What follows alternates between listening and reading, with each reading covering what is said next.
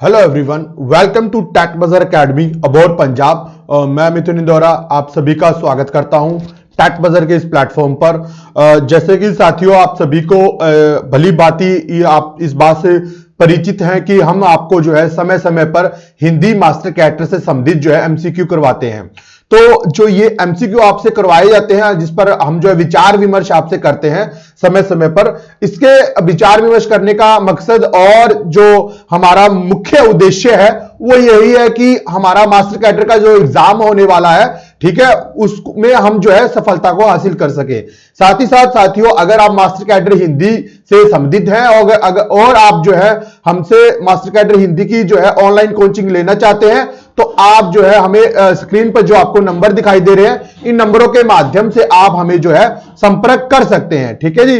और इसी के साथ आप सभी को ये मालूम है कि अलग अलग हमारे पंजाब में जो है मास्टर मिस्टर कैडर है, लेक्चरर की पोस्टें हैं, वो निकली हुई हैं, जिसमें कि आप सभी को जिस प्रकार से भली भांति परिचित है कि मास्टर कैडर, जिसको मास्टर मिस्टर कैडर भी बोलते हैं, इसमें जो 4161 जॉब्स हैं, यानी कि वैकेंसीज हैं। लेक्चरर कैडर में जो कि हिस्ट्री और पॉलिटी है, उसमें क्रमानुसार जैसे 142 और 72 जो है वैकेंसीज आप सभी के सामने है।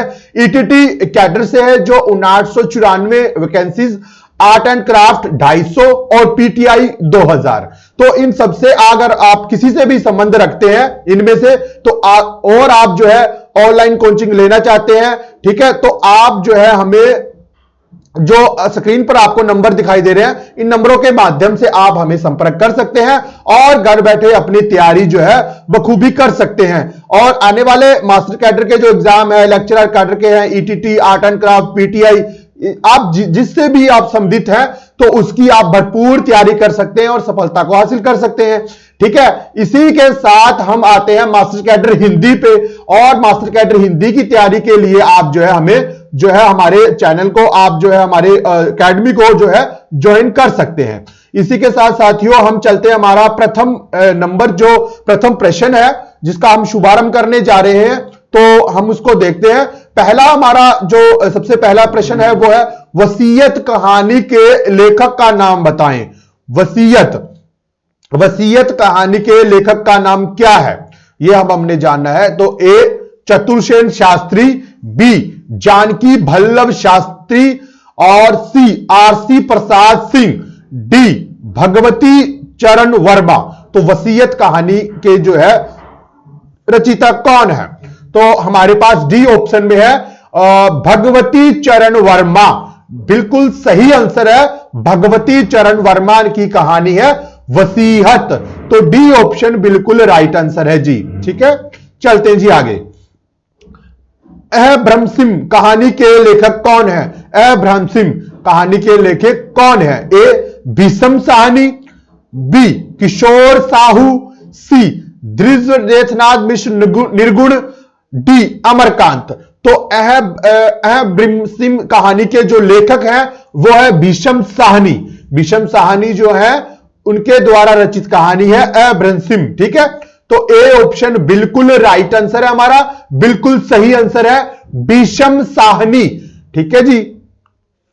इनमें से किसे यथार्थवादी कहानीकार वर्ग में नहीं रखा जा सकता?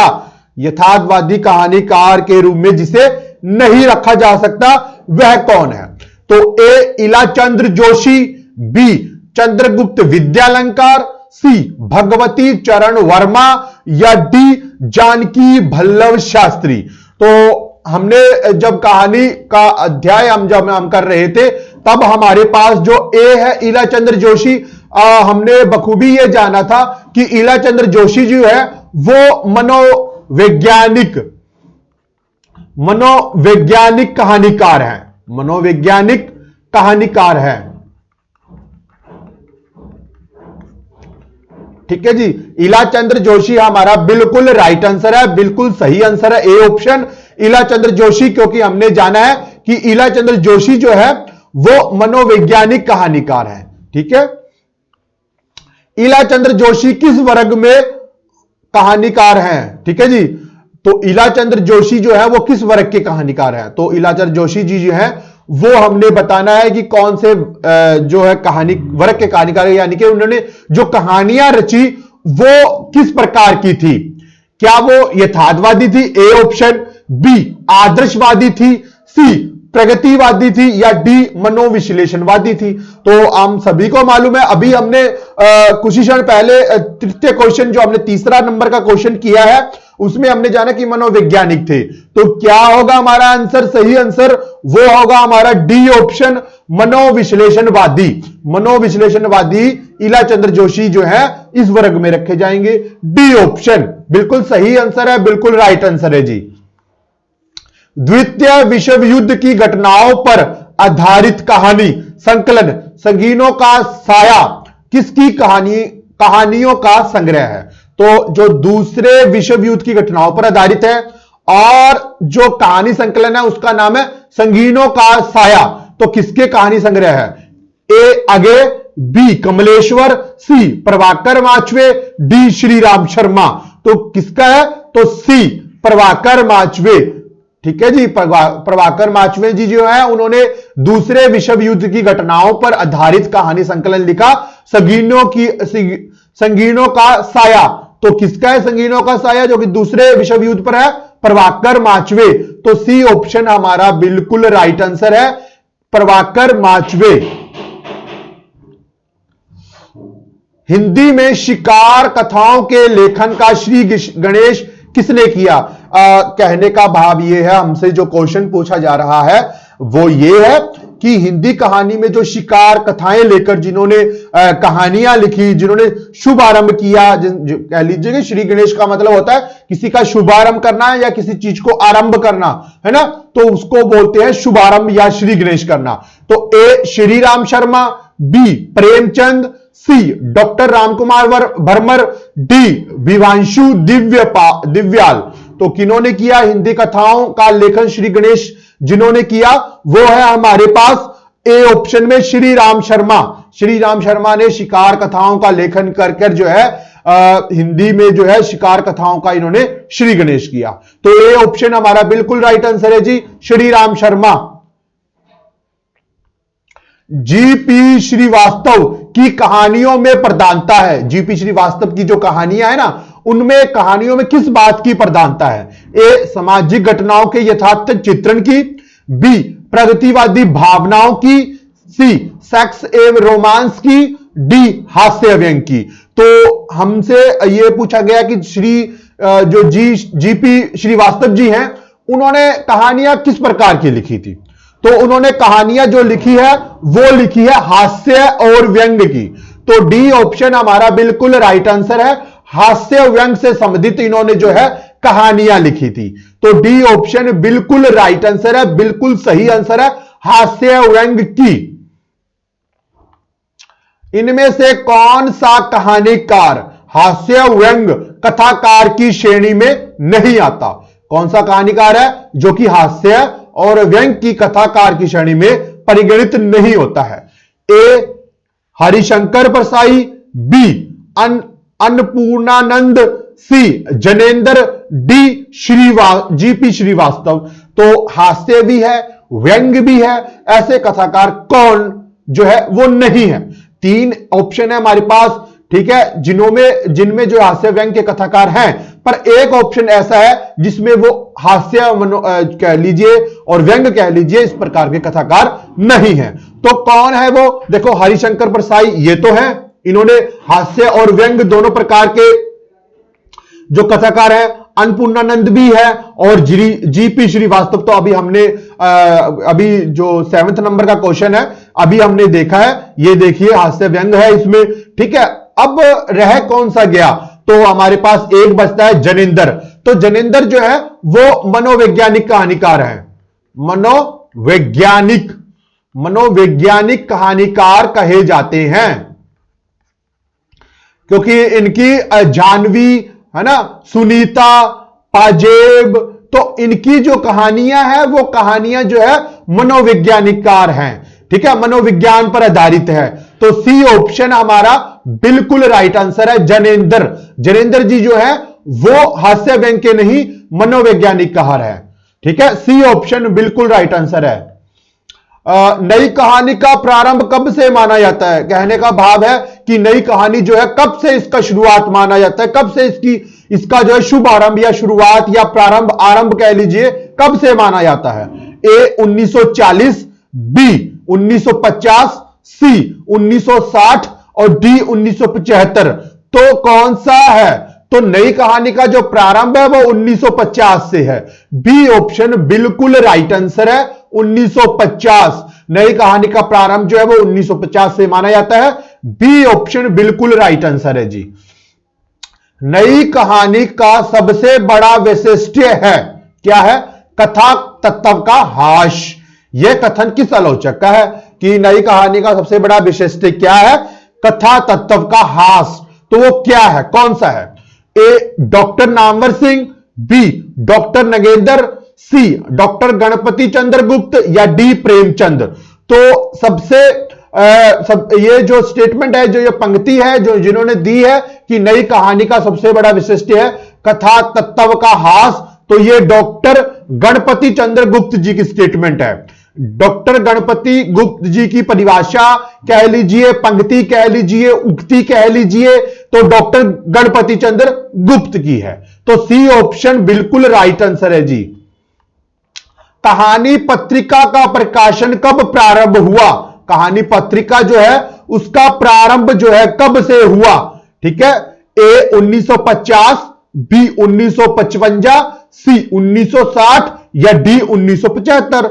तो कहानी पत्रिका जो है उसका प्रारंभ कब से माना जाता है? 1955। तो बी ऑप्शन बिल्कुल राइट आंसर है, 1955। 1955 से कहानी पत्रिका का प्रकाशन प्रारंभ माना जाता है, इसलिए बी ऑप्शन बिल्कुल सही उत्तर है हमारा। इनमें से कौन सी कहानी मार्कंडे की नहीं है? अब हमने बताना है कि कौन सी कहानी जो है वो मार्कंडे जी द्वारा रचित नहीं है। तो 3 कहानियां हैं जो कि मार्कंडे जी की है, पर एक कहानी जो है वो मार्कंडे जी की नहीं है। तो कौन सी है वो? ए ऑप्शन में हमारे पास है महुए का पेड़। कौन सी है? महुए का पेड़। ये तो बिल्कुल इनकी कहानी है, महुए का पेड़। बी भूदान, ये भी इनकी कहानी है मार्कंडे जी की। ठीक है, और अगला है हमारे पास सी हंसा जाई अकेला, ये भी मार्कंडे जी का है। डी मुर्दासराय, ये मार्कंडे जी की कहानी नहीं है। तो डी ऑप्शन बिल्कुल राइट आंसर है जी। मुर्दासराय, मुर्दासराय जो कहानी है वो मार्कंडे की नहीं है। तो डी ऑप्शन बिल्कुल राइट आंसर है जी। ठीक है साथियों, इसी के साथ साथियों अगर आप जो है हमारे फ्री व्हाट्सएप ग्रुप का हिस्सा बनना चाहते हैं, ठीक है, तो आपको जो है फ्री व्हाट्सएप ग्रुप का हिस्सा बनने के लिए एक साधारण सा काम करना है। आपने एक साधारण सा कार्य करना होगा। क्या करना है? आपने सबसे पहले अपना नेम यानी कि अपना नाम जो है वो टाइप करना है, फिर पेपर यानी कि अगर आप जो है हिंदी साहित्य यानी कि हिंदी मास्टर कैडर की आप कोचिंग लेना चाहते हैं, घर बैठे ऑनलाइन कोचिंग लेना चाहते हैं, तो आपने मास्टर कैडर हिंदी को टाइप करना है। उसी प्रकार से अगर आप किसी अन्य सब्जेक्ट से कह लीजिए, विषय से कह लीजिए संबंधित हैं, तो आपने वो टाइप करना है यानी कि एसएसटी, पंजाबी, जो भी आपका है। उसके बाद अपने सिटी यानी कि अपने शहर का नाम, अगर आप किसी गांव से संबंधित हैं तब आप अपने गांव का भी नाम आप टाइप कर सकते हैं। उसके बाद आपने जो है जेंडर को टाइप करना है, मेल या फीमेल, ये सब आपने टाइप कर लेना है। फिर आपने जो है स्क्रीन पर जो नंबर दिखाई दे रहे हैं उन नंबरों के माध्यम से आप हमें मैसेज कर सकते हैं और आप जो है एक फ्री व्हाट्सएप ग्रुप का हिस्सा बन सकते हैं। ठीक है, इसी के साथ Punjabi master mister cadre, Hindi master mister cadre, SST master mister cadre के लिए आप जो है आपको लिए लेक्चर और पीडीएफ नोट्स आपको जो अवेलेबल करवाए जाएंगे, जिसमें लाइव लेक्चर होंगे आपके और प्री रिकॉर्डेड भी होंगे। और कंप्लीट कोर्स आपको जो है ऑनलाइन कोचिंग के माध्यम से करवाया जाएगा। टॉपिक वाइज थ्योरी भी आपसे करवाई जाएगी। साथ ही साथ सबसे बड़ा महत्वपूर्ण कार्य जो है वो टॉपिक वाइज आपको जो है एमसीक्यू भी करवाए जाएंगे, ताकि आपकी तैयारी जो है बखूबी हो सके। इसके अलावा आप अगर जो है फ्री हमारा डेमो देखना चाहते हैं, अगर आप चाहते हैं कि हम जो है ऑनलाइन कोचिंग का माध्यम बनने से पहले एक डेमो देखना चाहते हैं, फिर भी कोई परेशानी वाली बात नहीं है। आप जो है हमारा फ्री डेमो देख सकते हैं। अगर आपने करना क्या है, आपने बड़ा ही आसान सा काम करना है कि टैट बजर ऐप को आपने गूगल प्ले स्टोर से इंस्टॉल करना है, तत्पश्चात आप हमारा डेमो देख सकते हैं। ठीक है, और अब हमारे इस कोर्स को आप जो है ज्वाइन कर सकते हैं। इसके बाद अब हम आते हैं हमारे 30 नंबर क्वेश्चन पर कि हमसे यह कहा जा रहा है कि शिव प्रसाद सिंह का कहानी संकलन इनमें से कौन सा है। शिव प्रसाद सिंह का कहानी संकलन इनमें से कौन सा है। ए महुए का पेड़, बी मुर्दासराय, सी 3 निगाहों की तस्वीर और डी इनमें से कोई नहीं। तो शिव प्रसाद सिंह का जो कहानी संकलन है वो है मुर्दासराय। मुर्दासराय जो है वो शिव प्रसाद सिंह का कहानी संकलन माना जाता है। बी ऑप्शन बिल्कुल राइट आंसर है हमारा, बिल्कुल सही आंसर है। मुर्दासराय किसका है? शिव प्रसाद सिंह का। ठीक है जी। हाँ जी, जानवी कहानी के लेखक का नाम बताएं। अब ये जानवी कहानी जो है ये इसके लेखक का नाम हमने बताना है कि कौन है। ए भीष्म साहनी है, बी कमलेश्वर जी है, सी जनेंद्र जी है या डी अमरकांत है। तो जानवी कहानी जो है वो जनेंद्र की कहानी है। तो जानवी कहानी जो है एक मनोवैज्ञानिक कहानी है और जनेंद्र जी जो है एक मनोवैज्ञानिक कहानीकार है। मनोवैज्ञानिक कहानीकार है और इनकी सारी की सारी कहानियां जो अधिकतर कहानियां हैं वो क्या है? मनोवैज्ञानिक। जैसे जानवी है, सुनीता है, परख है ना। तो पाजेब है, तो जानवी, सुनीता, परख, पाजेब है ना। तो ये सारी की सारी कहानियां जो है मनोवैज्ञानिक कहानियां हैं। तो जानवी है वो जनेंद्र जी की कहानी है। सी ऑप्शन बिल्कुल राइट आंसर है, जनेंद्र। निम्नलिखित कहानियों का एक कहानीकार की सूची को सम्मिलित करते हुए सही विकल्प का चयन करें। अर्थात कहने का भाव यह है कि हमें जो है एक तरफा हमें जो है कहानी का नाम दिया गया है, दूसरी तरफ हमसे जो है कहानीकार का नाम जो है दिया गया है। हमने क्या करना है? इनको सुमेलित करना है, हमें इनको जो मैच करना है यानी कि इनको मिलान करना है इनका कि कौन सी कहानी किसके द्वारा रचित मानी गई है। तो इसी प्रकार से वापसी कहानी किसकी है? तो वापसी कहानी है उषा प्रियावंदा की। 1 नंबर हम यहां डाल देते हैं, प्रथम नंबर हम यहां डाल देते हैं कि उषा प्रियावंदा की कहानी है। ठीक है। दूसरी कहानी है हमारे पास बहादुर। तो बहादुर कहानी किसके द्वारा रचित है? तो बहादुर कहानी जो है वो रचित है अमरकांत के द्वारा। तो हम यहां द्वितीय नंबर यानी कि 2 नंबर डाल देते हैं क्योंकि बहादुर कहां पर है? 2 नंबर पर है। चीफ की दावत। तो चीफ की दावत जो है वो कहानी मानी गई है भीष्म साहनी जी की। तो क्या है भीष्म साहनी जी? चीफ की दावत कहानी है। तो चीफ की दावत 3 नंबर पर है, या हम 3 नंबर तृतीय नंबर डाल देते हैं। अब बात आती है टूटना कहानी किसकी है? तो टूटना कहानी है राजेंद्र यादव जी की। तो राजेंद्र यादव जी की कहानी है टूटना। तो टूटना जो है 4 नंबर पर है, चतुर्थ पर है। तो हम यहां पर 4 नंबर डाल देते हैं। तो अब जब हमने इनको देखा, इनके कहानीकारों को देखा और इनकी कहानियों को देखा, तब इनका हमने मिलान किया। मिलान करने के तत्पश्चात हमें मालूम पड़ा कि हमारा ए ऑप्शन जो है बिल्कुल राइट आंसर है। बिल्कुल राइट आंसर कौन सा है हमारा? A option. ठीक है। तो इनका मिलान किया, हमारे पास जो उत्तर उभर कर आया है वो ए ऑप्शन, जिसमें ए में बी सी डी ए है। ठीक है। चलते हैं जी हम अगले क्वेश्चन की ओर। अगला क्वेश्चन हमसे क्या कह रहा है कि तीसरी कसम एवं लाल पान की बेगम नामक कहानियों के लेखक का नाम क्या है? तीसरी कसम और लाल पान की बेगम ये कहानियां किसकी है? ए मार्कंडे जी की है, बी कमलेश्वर जी की है, सी फणीश्वर नाथ रेणु जी की है या डी उषा प्रियावंदा की है। तो तीसरी कसम और लाल पान की बेगम ये कहानियां किनकी है? फणीश्वर नाथ रेणु की। ठीक है जी, फणीश्वर नाथ रेणु जी की कहानियां हैं। ठीक है। और साथ ही साथ ये जो है मैलांचल प्रति परी कथा ये भी फणीश्वर नाथ रेणु जी के उपन्यास हैं, इसलिए ये आंचलिक उपन्यासकार माने जाते हैं फणीश्वर नाथ रेणु जी। तो सी ऑप्शन हमारा बिल्कुल राइट आंसर है, फणीश्वर नाथ रेणु।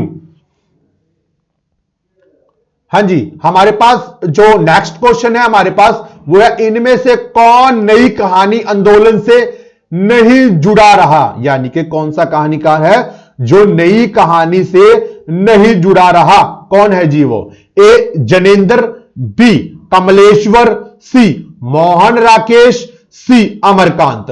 तो कौन है जो नई कहानी आंदोलन से नहीं जुड़ा रहा?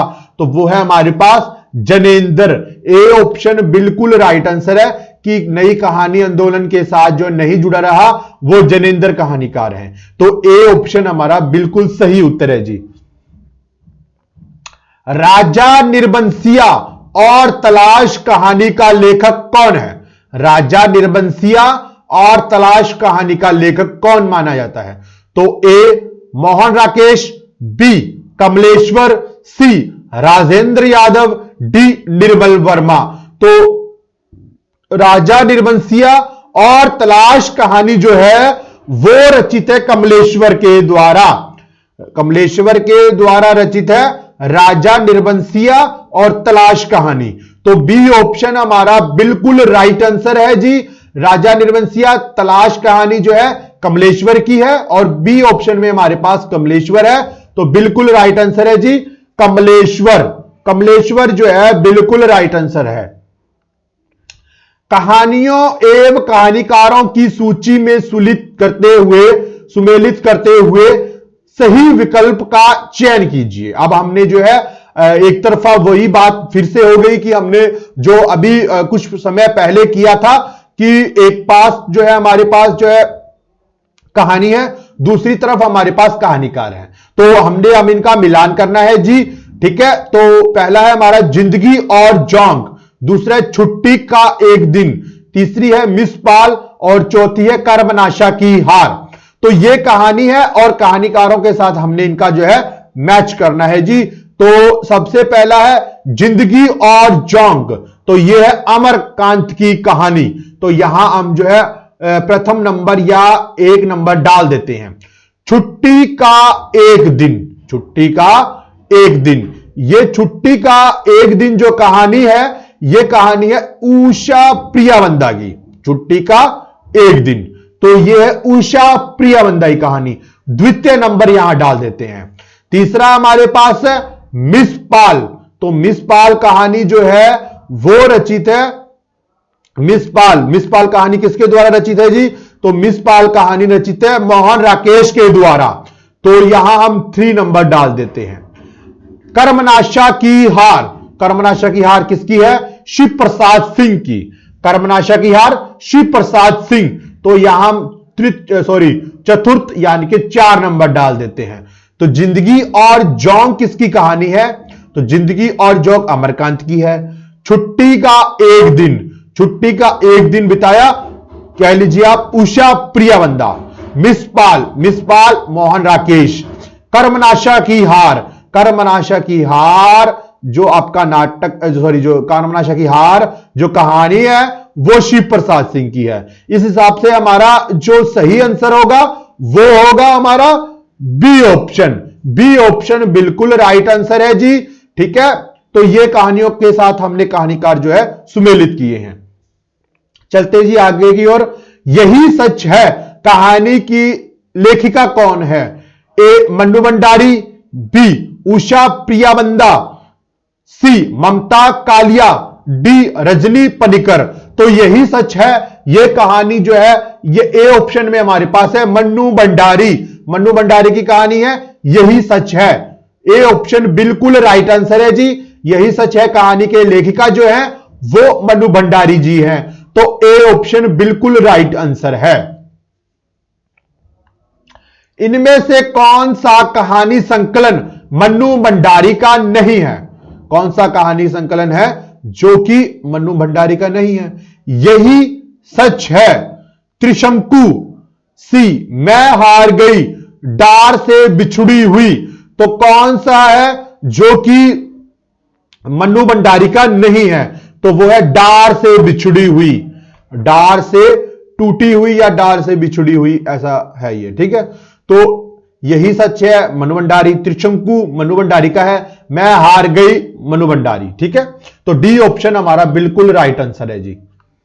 मलबे का आदमी कहानी के लेखक का नाम बताइए। मलबे का आदमी, तो ए मोहन राकेश, बी कमलेश्वर, सी निर्मल वर्मा, डी अमरकांत। तो मलबे का आदमी कहानी के लेखक का नाम बताएं। तो मलबे का आदमी जो कहानी है इसके लेखक जो है वो है मोहन राकेश। मोहन राकेश जो है वो उनकी मोहन राकेश जी की कहानी है मलबे का आदमी। तो ए ऑप्शन बिल्कुल राइट आंसर है, मोहन राकेश। इनमें से मोहन राकेश का कहानी संकलन कौन सा है? ए जानवर और जानवर, बी फौलाद का आकाश, सी क्वार्टर, या डी उपयुक्त सभी। तो कौन सा है? तो जानवर और जानवर मोहन राकेश, फौलाद का आकाश मोहन राकेश, क्वार्टर मोहन राकेश, ये तीनों के तीनों जो है मोहन राकेश जी के हैं। तो डी ऑप्शन बिल्कुल राइट आंसर है, उपर्युक्त सभी। उपर्युक्त सभी जो है मोहन राकेश के कहानी संकलन माने जाते हैं, यानी कि तीनों के तीनों जानवर और जानवर, फौलाद का आकाश, क्वार्टर, ये चार तीनों के तीनों जो है ये मोहन राकेश के हैं। तो डी ऑप्शन बिल्कुल राइट आंसर है जी। कमलेश्वर का कहानी संग्रह कौन सा नहीं है? अब हमने बताना है कि कौन सा जो है कमलेश्वर का कहानी संग्रह नहीं है। ए राजा निर्बंसिया, बी खोई हुई दिशाएं, सी बयान, डी नए बादल। तो कौन सा है जो कमलेश्वर का कहानी संकलन नहीं है? तो वो है हमारे पास नए बादल। नए बादल जो है कमलेश्वर का कहानी संग्रह नहीं है। तो राजा निर्बंसिया, खोई हुई दिशाएं, बयान, ये सारे के तीनों सारे जो है तीन, ये जो है कहानी संग्रह कमलेश्वर के है। पर डी ऑप्शन में हमारे पास है नए बादल, ये कमलेश्वर की रचना या कमलेश्वर का कहानी संग्रह नहीं माना जाता। तो डी ऑप्शन बिल्कुल राइट आंसर है। सचेतन कहानी के प्रवर्तक कौन है? सचेतन कहानी के प्रवर्तक कौन माने गए हैं? ए कमलेश्वर है, बी निर्मल वर्मा है, सी महीप सिंह है, या डी डॉक्टर रामकुमार वर्मा है। तो सचेतन कहानी के जो प्रवर्तक हैं वो है महीप सिंह। सी ऑप्शन बिल्कुल राइट आंसर है। सचेतन कहानी के प्रवर्तक कौन है? सचेतन कहानी के प्रवर्तक जो है वो है महीप सिंह। सी ऑप्शन बिल्कुल राइट आंसर है, महीप सिंह। ठीक है जी, तो हम जो है सी ऑप्शन को सही उत्तर मान रहे हैं, महीप सिंह। तो ये था सचेतन कहानी के प्रवर्तक महीप सिंह। तो इसी के साथ साथियों हमारा जो है 25 का सेट है जो वो अब कंप्लीट होता है। उसी के साथ साथियों अगर आप हमें जो है टेलीग्राम जो चैनल पर ज्वाइन कर सकते हैं, साथ ही साथ आप जो है हमें इंस्टाग्राम पर भी जो है ज्वाइन कर सकते हैं, फेसबुक पेज पर आप जो है हमें आप जो है हमें ज्वाइन कर सकते हैं। साथ ही साथ आप जो है लेक्चर को अधिक से अधिक जो है अपने मित्रों के साथ शेयर कीजिए, लाइक कीजिए और जो है चैनल को जो है सब्सक्राइब कीजिएगा। और साथियों आप जो है हमारे फ्री व्हाट्सएप ग्रुप का हिस्सा बनना चाहते हैं तो वही प्रोसीजर जो है फिर से है कि अपना name, city, course, male, female आपने ये सब टाइप कर लेना है और स्क्रीन पर नंबर जो दिखाई दे रहे हैं इनके माध्यम से आप हमें संपर्क जो है कर सकते हैं या फ्री व्हाट्सएप ग्रुप का हिस्सा बन सकते हैं। साथ ही साथ अगर आप हमारा जो है डेमो देखना चाहते हैं तो आपने करना क्या है कि गूगल प्ले स्टोर से हमने जो है टैट बजर ऐप जो एप्लीकेशन है उसको आपने इंस्टॉल करना है, तत्पश्चात आप हमारा जो है फ्री डेमो देख सकते हैं। ठीक है, तो साथियों ये था हमारा 25 का सेट जो जिसके बारे में हमने अभी विचार विमर्श किया। काफी महत्वपूर्ण रहने वाले क्वेश्चन जो है हमने उनके बारे में हमने विचार विमर्श किया। ठीक है, और इस प्रकार के लेक्चर आपके लिए हम जो है समय समय पर लाते रहेंगे ताकि आपकी मास्टर कैडर हिंदी की तैयारी बखूबी और अच्छी भली प्रकार से हो सके और आप जो है सफलता को हासिल कर सकें। ठीक है, इसी तरह आप जो है इस लेक्चर को अधिक से अधिक शेयर कीजिए ताकि आप अपने मित्रों के साथ शेयर करेंगे तो उनको भी इनका इस लेक्चर का जो है लाभ मिल सके। ठीक है, तो मिलते हैं हम अपने नए लेक्चर में नए प्रश्नों के साथ। ठीक है, तब तक के लिए दीजिए मुझको इजाजत, मिलते हैं नए लेक्चर में। ठीक है, तो 25 के सेट के साथ। ठीक है जी, धन्यवाद।